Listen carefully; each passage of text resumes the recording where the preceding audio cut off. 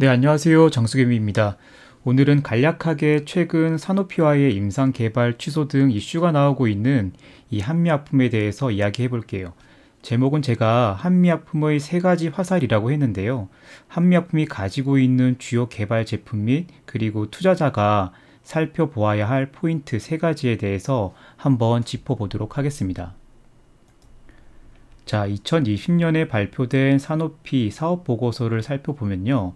이 사노피의 주요 TA를 알 수 있습니다. 자, 첫 번째로 당뇨와 심혈관계, 두 번째로 항암, 세 번째로 혈액 관련된 희귀질환, 네 번째로 이뮤놀로지, 면역 관련 제품들이겠죠. 다섯 번째는 신경계통, 그러니까 멀티플 스클레로시스로 대표되는 신경계통의 또 치료 질환이 있고요. 그리고 마지막으로 혈액을 제외한 레어 디지즈, 희귀질환이 파트가 이렇게 있습니다. 자, 6가지 이런 희귀질환까지 해서 파트가 있는데, 자, 여기서 우리가 러닝 포인트가 하나 있어요. 보통 우리가 국내 기업이나 증권사 레포트 그리고 뉴스 기사를 보면 제가 지금 표시해 둔 에페글레나타이드 이 부분만을 중점적으로 그동안 부각을 했고 지금도 그렇게 부각을 했었어요. 그런데 조금 넓게 살펴보면 이상한 점이 하나 있죠. 자, 주요 TA 중에서 이 당뇨와 심혈관계 이 파트는 임상 1상 단계나 임상 2상 단계에 있어서 프로젝트를 보면 없다는 것을 우리가 볼 수가 있죠. 사실 이거는 기존에서 계속해서 예견이 됐던 부분입니다. 그리고 조금 더 눈치 빠른 투자자라면 이 임상 3상 단계에서의 어떤 프로젝트의 빈약함이나 그리고 PCSK9 억제제인 이 프랄로언트의 매출을 한번 살펴보시면 호락호락하지 않다라는 것을 우리가 알 수 있어요. 그러니까 이 경쟁사와의 치열한 경쟁에서 열세라는 것을 공부했다면 알 수가 있습니다. 자, 그에 반해서 온코나 그리고 혈액질환 그리고 이뮤놀로지 등은 파이프라인이 꽤 다양하고 그리고 여러 가지가 있다라는 것을 우리가 알 수가 있죠. 자, 그럼 여기서 한미약품 투자자들은 조금 싸한 낌새를 좀 눈치챘어야 해야겠죠? 네, 조금 더 자세히 들여다보면요. 사노피는 2019년 말을 기점으로 해서 더 이상 당뇨와 심혈관계 투자를 하지 않겠다고 선언을 하게 됩니다. 사실 이건 이미 2018년부터 사노피가 희귀질환과 항암제 사업을 강화하겠다고 하면서부터 예고가 되어 왔어요.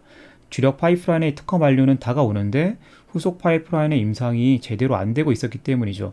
그래서 보시면 혈액질환이나 희귀질환 그리고 항암제 회사들을 인수하기 시작을 합니다. 여기에서 들어간 돈만 해도 20조 원을 훌쩍 넘어가게 되죠. 그러니까 인수를 하면서부터 대차지표의 타격은 받게 됩니다. 자, 보시면 인수한 기업들을 보시면 2018년에 바이오 베라티브를 12조 4천억이나 주고 인수를 하고 2019년에는 아블링스를 5조 3천억 그리고 이 신소릭스를 항암제 회사예요. 3조 원을 주고 인수를 하게 됩니다. 이 밖에도 파이프라인 인하는 것도 굉장히 많았어요. 그런데 여기에 당뇨와 심혈관계는 빠져 있었다라고 생각을 하시면 돼요. 네, 이런 시기에 이제 새로운 CEO가 부임을 하게 됩니다. 여기서 또 한 번 한미약품 투자자들이 눈치챌 기회가 있었습니다. 자, 뭐냐 하면 바로 폴 호드슨 사장이 이 CEO로 부임하게 되면서 벌어질 일들인데요. 이분 사실 저도 잘 알고 있는 분인데 이 노바티스 근무 당시에 보면 이 엔트레스토와 코센틱스처럼 이 노바티스의 차세대 제품 파이프라인을 막 키우면서 홍보도 굉장히 많이 하고 그에 대한 후광 효과가 분명히 있었던 분이에요. 다만 그런데 이 당뇨 치료제인 가브스나 고혈압 치료제인 엑스포지 등에서 투자는 사실상 확 줄였었습니다.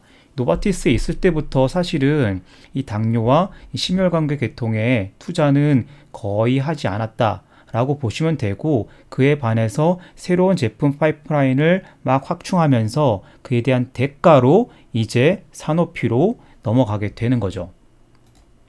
자, 그러니까 이런 성과들을 발판을 삼아서 다시 점프를 또 해서 사노피 CEO로 이제 옮겼으니까 이 뉴스를 본 투자자들은 주력 파이프라인이 노후화되는 사노피의 당뇨 순환기에 대대적인 구조조정이 있을 수도 있다 라고 한 번쯤은 생각을 해봐야 합니다. 자, 이제 허드슨이 딱 부임을 해서 뭔가를 보여줘야 하는데 이 주력인 란투스 란투스를 보면 제일 중요한 시장인 미국과 유럽 그리고 일본에서 이 바이오시밀러의 공세로 이 매출들이 박살이 나기 시작합니다. 이렇게 박살이 나기 시작하거든요. 제 란투스를 가지고 1년 동안 미국에서 이 박살난 이 금액만 보더라도 이게 지금은 유로화인데 이거를 우리나라 원화로 환전을 하면 거의 6천억이 넘습니다. 그러니까 30%씩 매출이 굉장히 급격하게 줄고 있는 상황이었던 거죠. 물론 중국을 포함한 뭐 이머징 마켓이나 레스트 오브 월드 마켓에서는 성장을 하긴 하는데 이 대사를 돌리기에는 굉장히 역부족이었습니다. 그 와중에 에페글레나 타이트도 눈에 걸리게 되겠죠? 자, 그러면 이제 시장에 나왔을 때 이게 시장성이 있는지 팬시한지 검토를 했을 겁니다. 자, 그런데 이걸 봤더니 상황이 이렇습니다.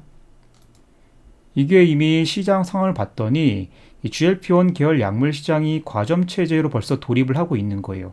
사실 이거는 제약 바이오텍에 관심이 있었던 투자자들은 알만한 사람들은 다 압니다. 그러니까 특히나 노보노가 사실상 승기를 잡았고 릴리가 그래도 선방 중이고 아스트라는 GLP-1에서는 쉽지 않은 상황이었던 거죠.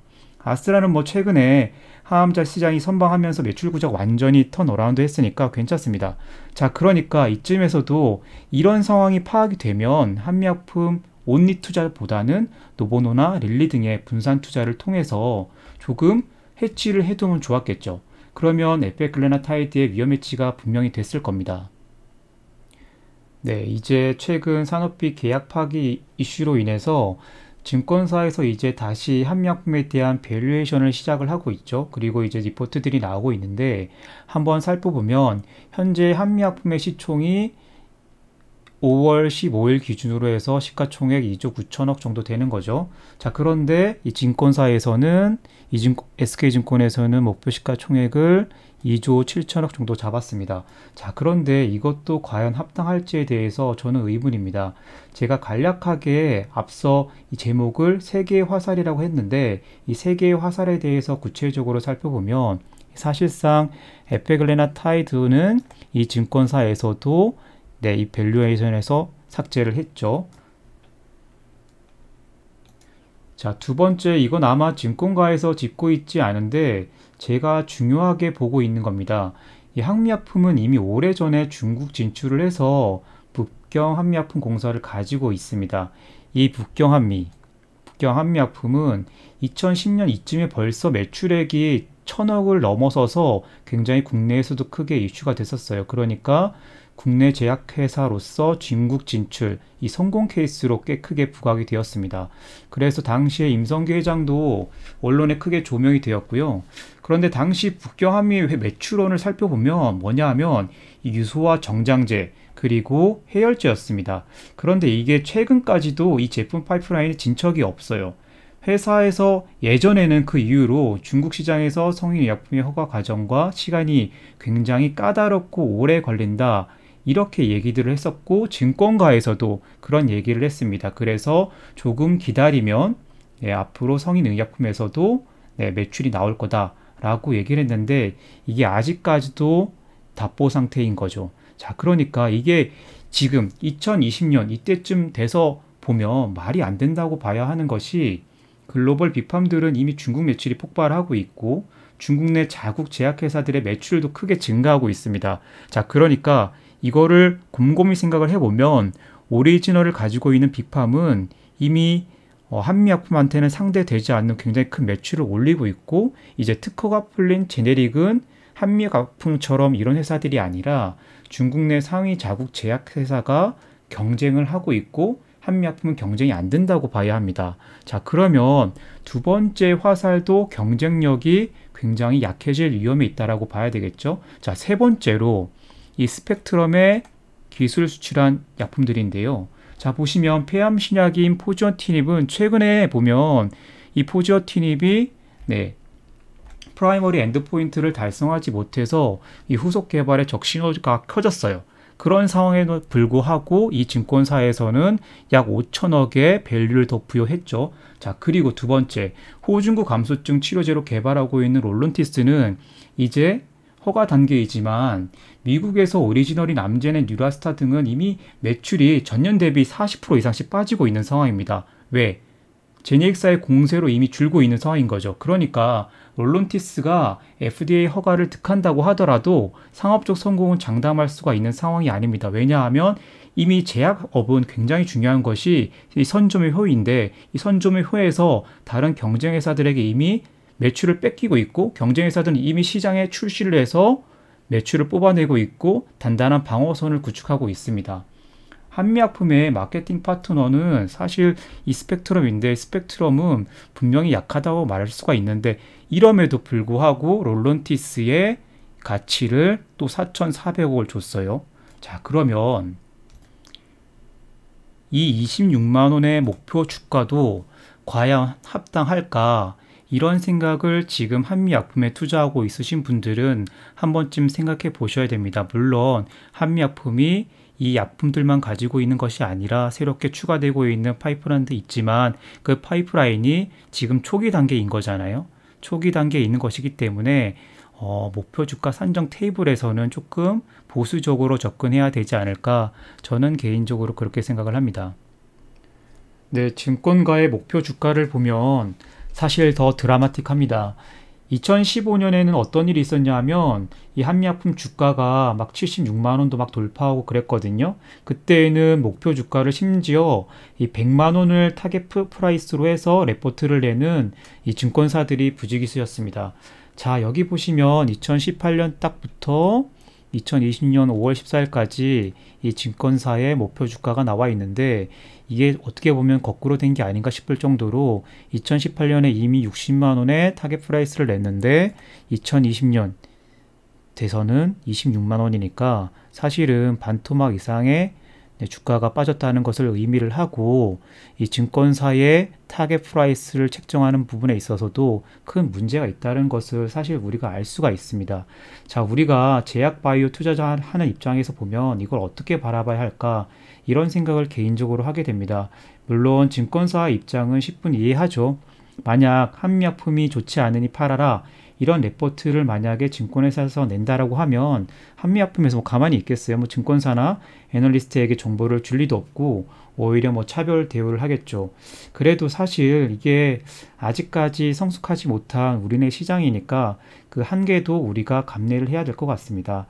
그래서 한국 바이오 제약에 투자하는 투자자들은 더욱더 세심하게 주의를 기울여야 될 필요가 있습니다. 사실 이렇게 이야기할 수 있는 것도 한미약품에 저도 투자한 적이 있고 되게 특별한 회사고요. 제 첫 직장이기도 하고 주식 투자를 할 수 있게 자본금을 마련해 주는 회사이기도 합니다. 그리고 이 영상을 만든 이유 중 하나도 아직까지도 제 주위에는 한미약품 출신들의 친구나 그리고 선후배도 많고, 그분들이 사실 주가가 이렇게 되는 동안에 계속해서 주식을 팔지 못하고 심지어 오히려 마이너스가 크게 낸 분들도 있거든요. 그런 분들이 사실은 한 번쯤 생각해 보면 어떨까. 그리고 저도 주변에 많이들 얘기했었습니다. 네, 저도 사실 한미약품이 아니라 홀딩스였던 한미사이언스에 투자를 했었는데요. 2011년도부터 조사 분석을 해서 2012년까지 계속해서 조사 분석을 했고, 앞으로 다가올 시대에 산오피 등뿐만 아니라 글로벌 빅팜들이 가지고 있는 제품들, 주력 제품의 특허 만료를 대비해서 국내 회사들 그리고 다른 회사들이 어떻게 하고 있을까, 이런 부분에 대해서 연구를 많이 했었고요. 그래서 2014년이나 2015년이 되면은, 이렇게 보시면 2014년이나 2015년이 되면은 이 빅팜의 언맷 니즈를 조금이라도 해결해 줄 만한 기업이 조금 수혜를 받을 수 있겠다, 그런 생각을 해서 이때 한 7,500원 정도의 매수를 해서 이때 2015년 이때쯤에 팔았던 기억이 있습니다. 그래서 지금까지도 이때 이 한미사이언스 투자가 저한테는 가장 큰 수익률을 줬던 그런 투자였던 것 같은데요. 그때 그래서 한 2,400% 정도 수익률을 걸었던 것 같아요. 물론 이때 투자금 자체가 그렇게 크지 않았습니다. 투자금 전체가 500만 원 밖에 되지 않았었고요. 사회에서 뭐 돈이 얼마 없었기 때문에. 그래서 더군다나 그 500만 원도 한 7,500원에 사서 한 15,000원이 됐을 때 반은 팔았으니까, 사실 이때 팔았다고 하더라도, 이때 팔아서 2,400%의 수익을 올렸다고 하더라도 사실은 뭐 그렇게 큰 돈은 되지 않았습니다. 그렇지만 500만 원이 사실은 거의 1억 가까이 됐으니까 앞으로 이렇게 2015년, 16년, 17년, 18년 지금까지 투자하는데 굉장히 큰 자본금을 마련해 줬던 회사라고 말씀을 드릴 수가 있을 것 같아요.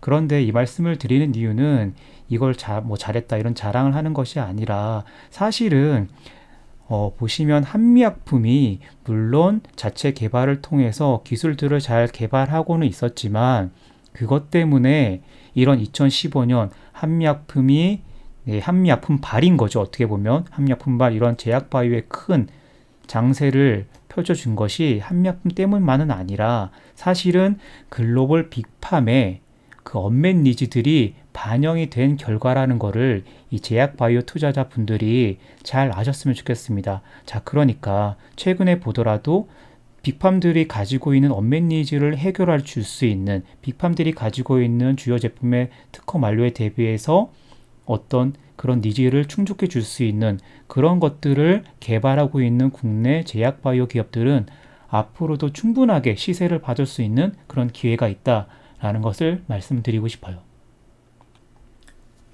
네, 형들 이제 마지막 장인데요. 한국 특히나 코스닥 시장을 보면 이제 상위 회사들은 제약바이오 기업이 모두 다 차지하고 있어요. 제약바이오는 그래서 어쨌든 간에 우리나라의 차세대 성장 동력임에는 분명합니다. 다만 여기에 투자하고 있는 투자자에게 매우 넓고 긴 안목을 요구하는 산업임에는 분명합니다. 그렇기 때문에 이 제약바이오 산업에 투자를 할 때 이 글로벌 시장 상황과 그리고 빅팜의 언맷 니즈를 잘 분석을 하고요. 투자를 다변화하면 좋은 성과가 있을 거라고 저는 생각을 합니다. 그러니까 어떤 특정 한국 기업, 한국 바이오텍에 몰빵 투자를 하기보다는 그 기업에 정말로 마음에 들어서 투자를 하려 할 때 그 기업과 관련된 글로벌 기업들 그리고 그 기업의 기술 수출 대상이 될 만한 기업들의 상황도 함께 살펴보면 좋고 오히려 그 기업들의 주식을 조금 더 나눠서 보유하는 것도 좋고요. 아까 말씀드렸던 것처럼 노보노디스크나 릴리처럼 경쟁 제품을 만들고 있는 기업의 주식도 조금 더 같이 분산해서 이 매수를 한다면 한미약품처럼 최근에 이런 사태가 발생을 했을 때 투자 손실을 적게 하거나 아니면 해지할 수 있는 그런 부분에서도 조금 더 형들이 생각을 해보시면 투자 성과가 앞으로는 더욱 좋지 않을까 그렇게 개인적으로 생각을 합니다. 최근에 보면 이 영상을 만든 계기도 아직까지도 이 한미약품에 대해서 굉장히 오직 롱으로만 대처하시는 분들이 있는데 사실은 기업의 주가만을 보는 것이 아니라 그 기업에 속해 있는 산업과 글로벌 환경도 함께 봐주시는 것이 앞으로 이 제약바이오 투자하는 데 있어서 굉장히 큰 도움이 되지 않을까 그렇게 생각을 합니다. 네, 그러면 제가 오늘 준비한 건 여기까지고요. 주말 잘 보내시고요, 형들. 우리 장수해요.